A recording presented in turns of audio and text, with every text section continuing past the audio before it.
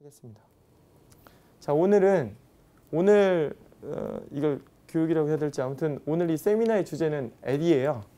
지금 여러분들이 이 앉아 계신 이 시스템 베이스라고 하는 회사에서 야심차게 준비한 앞라인 임베디드 모듈의 이름이 에디라는 이름을 가지고 있고요. 제가 이따가 설명을 드리겠지만 국내 유일하게 양산 제품에 직접 바로 사용되고 있는 레퍼런스 모듈은 이거밖에는 없어요. 사실은 전 세계에서도 마찬가지예요. 그래서 그 에디에 대해서 제가 좀 설명을 드리고 아까 수업 들어가기 전에 잠깐 제가 이렇게 서로 얘기를 할 때 어떤 분이 아주 정확하게 얘기를 하셨는데 사실은 회사에서 제일 개발할 때 보면은 예전에 임베디드 쪽 개발할 때는 비용이 가장 많이 드는 부분이 하드웨어 쪽이었었어요. 그래서 대부분 하드웨어 소프트웨어 팀이 있으면 대부분은 하드웨어 팀장들이 전체 프로젝트 팀장을 맡거든요. 단가적인 거나 비용이 제일 많이 들었으니까. 근데 시대가 변했습니다. 예를 들면 예전에 알고 있었던 개념이 요새는 소프트웨어가 하드웨어로 바뀌는 경우도 있고요. 가령 예를 들어서 우리가 TCP/IP라고 하는 인터넷을 쓰려면 그 인터넷 개념은 당연히 소프트웨어잖아요. 그런데 우리나라의 위즈넷이라는 업체는 그 소프트웨어 개념을 하드웨어 칩으로 만들었어요.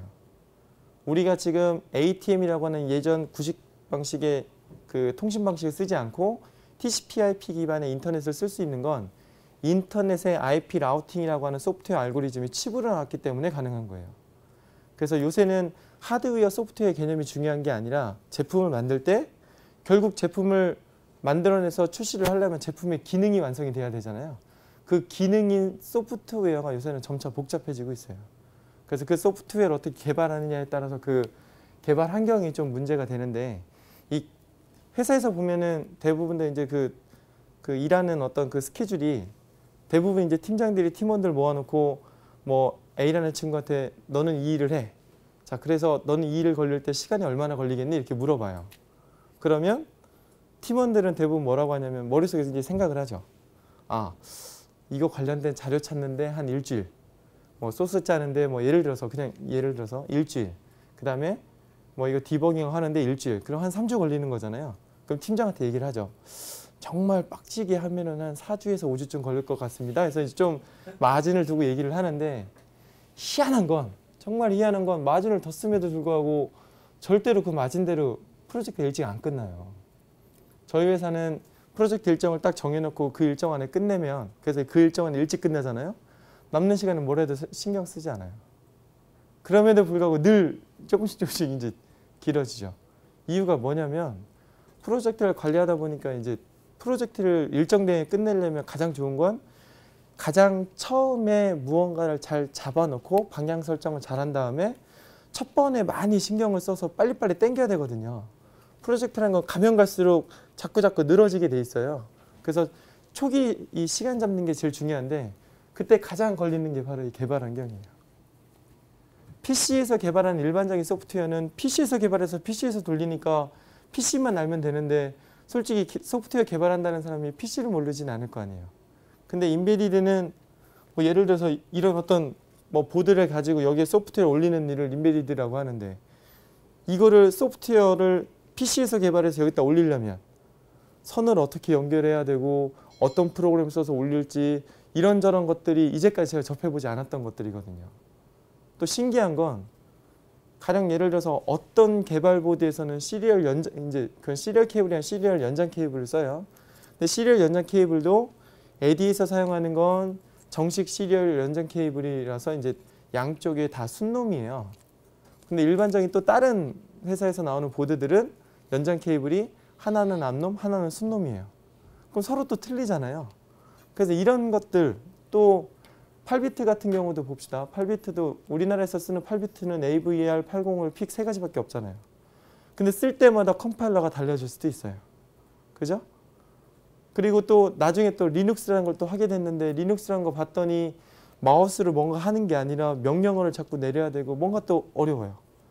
이런저런 것들이 다 개발 환경입니다. 그래서 이 개발 환경에 시간을 충분히 투자하지 않으면 오히려 뒷부분에 프로젝트가 자꾸 질질 끌리는 그런 일이 생겨요. 그래서 이 개발 환경 구축을 어떻게 하는 게 효율적이고 어떻게 하는 게 좋을지에 대해서 이따 설명을 드릴 거고요. 그다음 여러분들이 이제 나중에 임베디드의 꽃은 디바이스 드라이버죠. 우리가 8비트 같은 경우에서는 디바이스 드라이버라는 용어를 안 씁니다. 근데 사실은 디바이스 드라이버가 됐든 펌웨어가 됐든 뭐가 됐든 간에 인베디드 소프트웨어는 하드웨어를 소프트웨어로 제어하는 걸 인베디드 소프트웨어로 하잖아요. 그럴 때 OS가 있는 방식이 디바이스 드라이버라고 하고요. OS를 썼을 때랑 안 썼을 때 차이점이 있을 거예요. 그래서 그 차이점에 대해 설명을 드리고 이것과 연동되는 어플리케이션은 어떻게 되는지도 제가 설명을 좀 드릴 거예요. 그리고 마지막으로 인베디드 리눅스 기반으로 지금 여러분들이 이제 그 배우시려고 하는 이 에디라는 건 인베디드 리눅스라고 하는 OS 기반으로 만들어진 플랫폼인데 여기 기반으로 만드는 개발 방법론이라고 제가 거창하게 써놓긴 했지만 이제 제가 이쪽 기반으로 개발을 많이 하다 보니까 이제 그 경험에 비추는 어떤 얘기예요. 사실은 다른 것보다는 여러분이 만들려고 하는 소프트웨어는 누군가는 해놨을 거고 그 소프트웨어를 빨리 찾아서 빨리 적용시키는 게 가장 큰 이슈거든요. 그래서 그런 거 관련된 얘기를 시간이 남는다면 간단히 설명드리도록 하겠습니다. 자, 에디를 먼저 설명을 좀 드릴게요.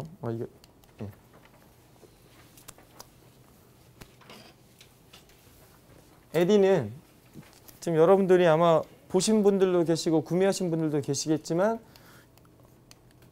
이렇게 생긴 이런 어떤 CPU 모듈을 에디라고 그래요. CPU, 플래시, 메모리까지 전부 다 일체형 보드로 만들어져 있고요. 실제 사이즈가 여러분들 보시는 바와 같이 요만합니다. 굉장히 작죠.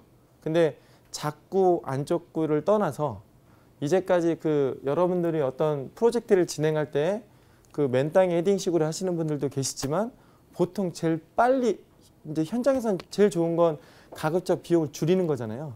비용 줄이려면 개발 기간을 단축해야 되는데 개발 기간 단축하려면 기존에 나와 있던 레퍼런스 보드에 주변에 있는 페리페럴들만 우리 회사에서 원하는 제품을 바꿔주면 돼요. 그런 식의 어떤 레퍼런스 보드를 꽤 많은데 그리고 저 역시도 굉장히 많은 레퍼런스 보드들을 건들고 있고 앞으로도 건들 예정이지만 아직까지 나와 있는 것 중에 실제 이렇게 레퍼런스 모듈을 실제 파는 장비에 그냥 탁탁 꽂아서 나가는 제품은 거의 이것밖에 없어요. 왜냐하면 예전에 제가 어떤 회사에 가서 컨설팅을 이제 큰 기업 같은 데 가서 컨설팅을 해줄 때 보면 레퍼런스 모듈을 살 때 제가 얘기해 드리는 게 있어요. 레퍼런스 보드를 구매하면서 이 제품이 어떤 양산에 곧바로 적용 가능한 안정성이 있을 거라고 저는 얘기하지 않거든요. 왜냐하면 우리가 레퍼런스 모듈을 사는 이유는 그 레퍼런스 모듈에 이미 구현되어 있는 기능을 개발하는 데 걸린 시간을 줄이려고 하는 거지 어차피 양산 제품 나가게 되면 양산 들어가기 전에 테스트는 우리가 해야 될 몫이잖아요. 그런데 이 녀석은 특이하게도 그런 몫이 이미 어느 정도 다 끝나 있는 제품이에요. 이미 다. 뭐 EMI라든지 이런 부분들까지 이미 다 끝나 있습니다. 그러니까 이런 모듈은 저도 좀 사실은 좀 처음 봤어요. 그래서 여러분들이 할 일은 여기 지금 보이는 요 CPU 모듈에 밑에 보이는 이런 어떤 레퍼런스 모듈만 계속 바꿔주시면 돼요. 그러면 기존에도 이런 CPU 모듈이 있는 경우가 꽤 있는데 이런 CPU 모듈을 했을 때 가장 큰 장점 중에 하나는요. 하드웨어와 소프트웨어가 병렬로 개발이 가능합니다. 기존에 개발되는 방법은 대부분 다 소프트웨어, 하드웨어 쪽에서 제일 중요한 건 일단 CPU 플랫폼이 결정이 돼야 되겠죠. 그러면 하드웨어 개발팀에서 이런 식으로 하드웨어 보드가 일단 먼저 나오고 하드웨어 보드가 나온 다음에 소프트웨어 개발자들이 이걸 받아서 소프트웨어 개발하다 보니까 뭐가 또 문제가 돼요. 그러면 다시 또 쫓아가가지고 하드웨어 팀하고 뭐 주거니 받거니 하면서 지식 복구 해가지고 개발하거든요. 근데 하드웨어 개발팀에서는 제일 먼저 이 보드를 만들고 제일 먼저 해야 될 일이 뭐냐면 어차피 소프트웨어로 테스트를 해야 되니까 소프트웨어는 CPU에서 도는 거죠. 그러니까 제일 먼저 보드가 나오면 CPU가 살았는지 죽었는지부터 외부 JTAG 디바이스 같은 걸로 일단 테스트를 해요. 그래서 CPU 먼저 살리고 8비트, 16비트 같은 이런 어떤 단순한 CPU들은 그냥 CPU 내부에 다 플래시나 램이 다 있기 때문에 CPU 설계만 잘 끝나면 사실 큰 문제가 없는데 얘네들은 대부분 다 보시듯이 메모리가 따로 나와 있잖아요. 그래서 제일 먼저 할 일은 CPU 먼저 살리는 거. 두 번째는 플래시랑 램이 있을 때 플래시는 사실은 조금 나중에 잡아도 돼요. 왜냐하면 CPU와 램만 살아있으면 우리가 돌려서 테스트하려고 하는 소프트웨어는 램에 바로 다운로딩 시켜서 바로 실행시켜서 테스트를 해보면 되거든요. 그러니까 사실은 CPU와 램만 살리면 되고 그런 작업을 하드웨어가 나왔을